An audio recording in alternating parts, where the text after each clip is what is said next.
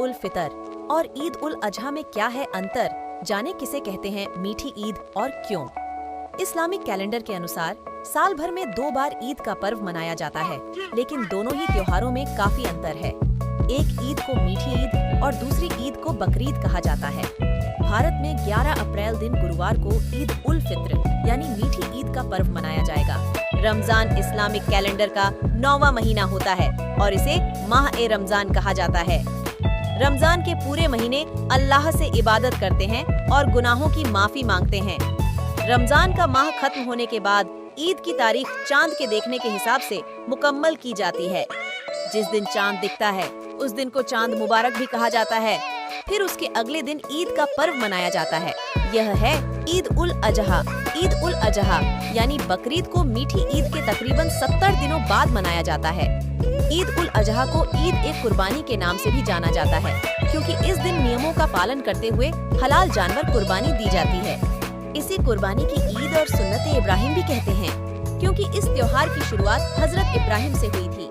Islamic calendar के अनुसार बकरीद को साल का आखिरी महीने यानी जू अल हज्जा या झुल हिज्जा को मनाया जाता है। कुर्बानी एक जरिया है जिससे बंदा अल्लाह की रजा हासिल करता है। इस तरह ईद उल अजहा की हुई शुरुआत ईद उल अजहा यानी बकरीद को लेकर मान्यता है कि एक बार खुदा ने ख्वाब में आकर इब्राहिम अलैहिस्सलाम से प्यारे बेटे इस्माइल, जो बाद में पैगंबर हुए, की कुर्बानी मांगी थी। इब्राहिम अलैहिस्सलाम के लिए इम्तिहान था, जिसमें एक तरफ तो बेटे से मोहब्बत थी तो दूसरी तरफ अल्लाह का हुक्म। लेकिन इब्राहिम ने अल्लाह का हुक्म मानते हुए अपने प्यारे बेटे को कुर्बानी देने को तैयार हो गए। इब्राहिम जब अपने बेटे की बलि देने लगे, उन्होंने अपनी आंखों पर पट्टी बांध ली थी। जब पट्टी खोली तो उनका बेटा जिंदा खड़ा था।